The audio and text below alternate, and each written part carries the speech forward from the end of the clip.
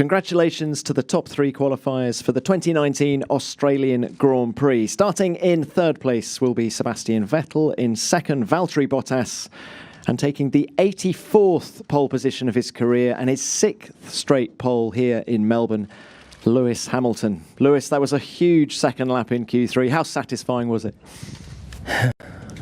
Yeah, the second lap was definitely a lot better than the first, which is not always the case. It's always quite difficult in the second lap to pull that amount of time out. But the first lap I made a mistake, which is unusual for me. But it was okay. I just brushed it off and kept it moving. And we just kept working away, chipping away at our pace and our balance throughout the weekend. And as I said, coming from Barcelona, we made some really big steps forward in the last couple of days with setup, and we brought that here, and it seems to have worked. But there was also a little bit of work done after that 2 weeks where we analysed everything and made some small corrections. And yeah, I really was not expecting to see the performance difference that we have here. It had been so close throughout the whole weekend between us all. And it's amazing to see how close the top 16 are. You know, there's I think it's a second between us all at one point. So that's a real positive, I think, for rule regulations. But it's a bit difficult when you have a session like that to grasp exactly what just happened. But I'm very, very proud to be up here, very grateful for everyone who's worked so hard throughout winter, and this couldn't really be a better way to start the year. But Valtteri was doing some incredible laps out there, so I really had to pull out something special at the end to stay ahead of him. Thank you, Lewis. Well done. High praise from your teammate Valtteri. Just talk us through the session and that second lap in Q3 in particular. Yeah, well, first of all, I think a bit like Lewis, I'm a little bit blown away about the performance we had today. Obviously, yesterday was looking good, but it's always practice. And it was the first session in this year that really counts in terms of lap times. And I don't think anyone in the team could have imagined we would be in this position after the testing we had. But everyone's been working so hard, and that made this possible. But it's only one session. You know, tomorrow is the main day. But from my side, I really enjoyed the qualifying. I had difficult practice 3. Wasn't really happy with the car. We made some changes and really felt more confident in the qualifying and got some nice clean laps. The first lap in quali 3 was pretty good. I was quite happy with that, and I knew that there's still something to improve in the second run, but for some reason just lost some time in the first couple of corners. I think turn 1 and then turn 3 and 4. I did it a little bit slower out lap due to traffic, so maybe the tires weren't quite ready. But Lewis did a great lap in the end, so well done for that. I mean, we're just all happy in the team to be in this position. Thank you, Valtteri. Coming on to you, Sebastian. We saw a little off for you in Q2. How did that affect the performance of the car going into Q3? It didn't. I had during winter testing, I was joking with Valtteri that I was quite jealous. He did some rallying in the winter, so maybe it was in the back of my mind and I wanted to try some myself, but not the right time. So yeah, I tried obviously to find the limits in Q2 and went a little bit over the limit. Fortunately, the car was fine, so Q3 run 1, or generally Q3 was fine. So overall, that fortunately did not impact our qualifying. And how surprised are you by the gap to the Mercedes drivers? Certainly surprised. I think everybody is, probably even themselves. I think yesterday we didn't have a good day. Today felt better. But in terms of gap and pace, it was very similar. So for sure there's some homework for us to do to understand. I still think we have a great car, and we should be better than this. So I'm looking forward to tomorrow. We'll see over, I don't know how many laps, 56, 58? Well, 56 would be bad. 58 laps, we have some time to get a proper read of where we are. But certainly Mercedes is the clear favorite. If you have such a big gap in comfort throughout qualifying all the sessions, then we got to live with it today. But as I said, tomorrow is a new day. We've done it before around here, especially. So we'll see. Okay, thank you. Let's open this to the floor now, please. And remember to give your name and publication. First question, please. Scott Mitchell from Autosport. Sebastian, you talked about you still think you've got a great car. Did you feel that here you're missing something that you felt you had at Barcelona, or is it just that Mercedes have made just a surprising leap up the order, basically? Well, it's difficult to compare. You know, we have probably something like 10, 15 degrees more ambient, hotter track, different circuit. So overall different conditions. But you know, the car felt really good at testing, and probably around here so far this weekend it didn't feel as good yet. So as I said yesterday, it was a difficult day for us. It was tricky. Today felt a bit better, but there's not an awful lot of time to try different things. Obviously you have to get on with it, and the sessions come fast. So especially in qualifying you can't really change much. If anything, you get a better understanding of maybe where you're losing out or where it feels uncomfortable.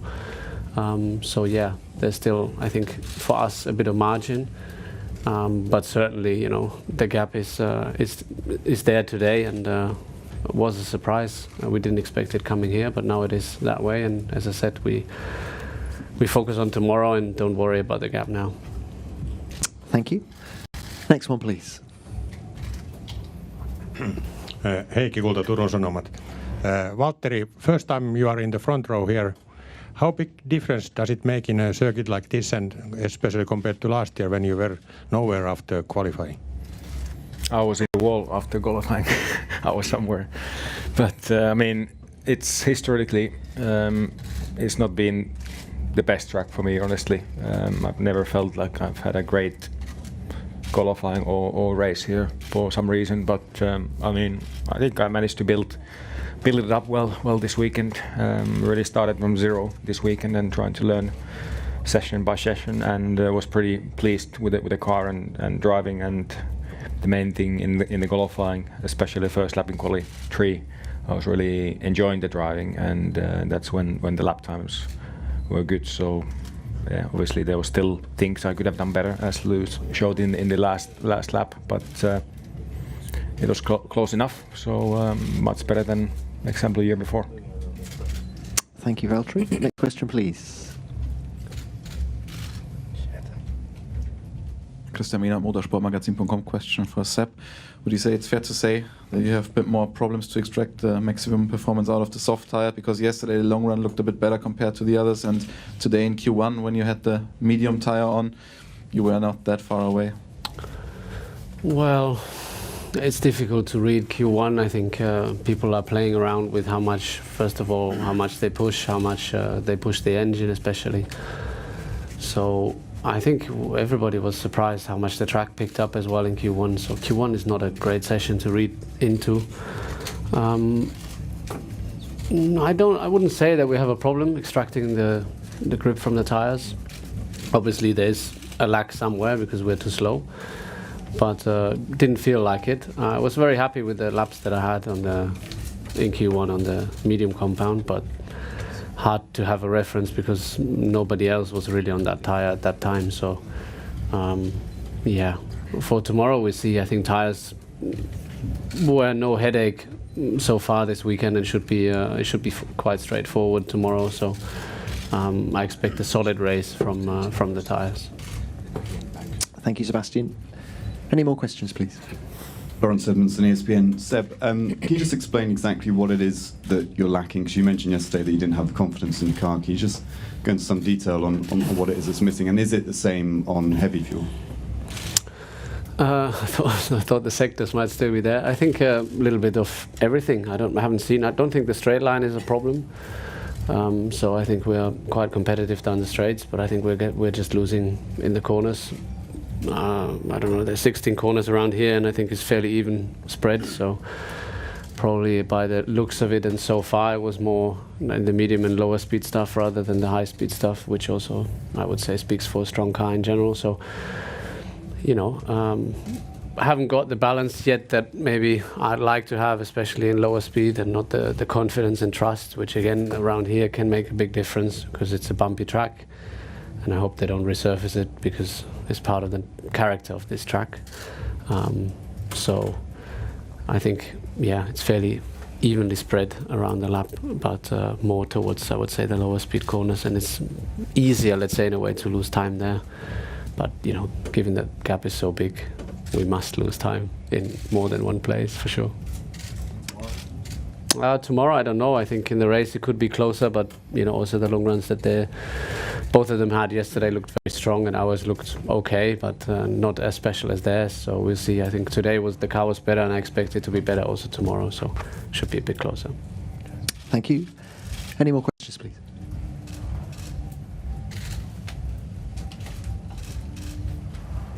Daniel Paez from Caracol, Colombia. Lewis, do you agree with Sebastian? Do you think the track should not be resurfaced? Is the changes to the track? Do you like it that it's a little bit bumpy? Melbourne is part of the character. How do you feel about that? Yeah, I like the track the way it is. I think it's a great circuit because there's not particularly massive runoff areas. You know, if you put a wheel wrong, it generally does bite you, which is great and how it should be. The bumps are a part of the character of what Melbourne is. So if you was to iron those out, it would lose a lot of its you know, it does make it trickier for us, but that's a part of it. You need that. And, you know, I don't like these circuits that are super flat and super smooth. Don't cause us troubles. You know, for us this weekend, we have to raise the car because it's too much into the ground in braking, that's what you should have to do. And you have to live with a certain amount of vibration and your feelings coming out. But that's motor racing, hardcore motor racing, you know, so. Thank you, Lewis. Next one, please. Michael Schmidt, Automotor Sport. Question for Lewis. Lewis, it seemed that before the last run on your outlap, you almost came to a standstill twice in the last sector. Valtteri said before he thought he had a too slow outlap. In the end, it didn't seem to affect you. What happened there? I think I came out of my garage behind at least 2 cars, so I was really conscious of trying to keep a gap to them. I think one of them was either Grosjean or something like that, maybe Magnussen ahead or something like that, and I was really trying to make sure that I got the right gap from them, and they were backing up also. They came around the last corner, and I just wanted to slow up and make sure I maximized it, because I think on a couple of laps I didn't have the perfect gap, and particularly in Q1 and Q2 I had some messy laps with traffic, so I just really wanted to make sure it was perfect, and ultimately it was a good gap in the end. No issues. The tyres have been really good this weekend, so no complaints, which I know I've complained a lot about the tyres, but they've been really good, so it'll be interesting to see how they perform tomorrow. Thank you. Next one. Last one. Holy shit. Scott Mitchell from Motorsport. Lewis, Valtteri mentioned that he was a little bit blown away by the performance today. I know you'd said in the build-up you didn't consider yourself favourite. Do you share that assessment? Has this come a bit out of the blue for you, this size of your advantage today? Absolutely. There was absolutely no, since practice from the day one to the last day when we left, when we went back to the factory, we knew we had work to do. I felt like we were, I felt good that we had a decent package to work with, but we were wary that we might be behind, just slightly behind. That's what we thought, honestly thought, when they showed us the summary of how testing went. We were behind Ferraris. From our analysis, we truly believe we were behind, and from then till now we haven't changed the car. We've understood the car more. We know what we have to do to move the car forwards, but we haven't brought any upgrades or anything like that. But as I said, the last couple of days felt really good at the track. Yesterday, Ferrari were just with us. I think it looked like they were a little bit heavy on fuel initially, and then they dropped their fuel, and then we were quite on par in performance, and we knew that it would be. We thought that perhaps we were closer than we thought we would be after testing, and then and all of a sudden they lost a bit of performance. I think this morning, in running, which we were not expecting, and so it is a real shock. I really, when we look at the GPS, it's in a lot of the mid-speed corners. When you look at his lap from Barcelona, the car looked planted. So I was just saying to him, "Were you on fumes or something?" But he said it wasn't. So it is a difficult circuit, and it's quite gusty here as well. So it could be a number of things. But I'm really, really grateful for where our car is and where it enabled us to be today. I know that Ferrari are going to be pushing hard and progressing over the coming days, and tomorrow I'm sure they'll be putting up a good fight, as they always are strong in the races. Thank you, Lewis. That's all we've got time for now.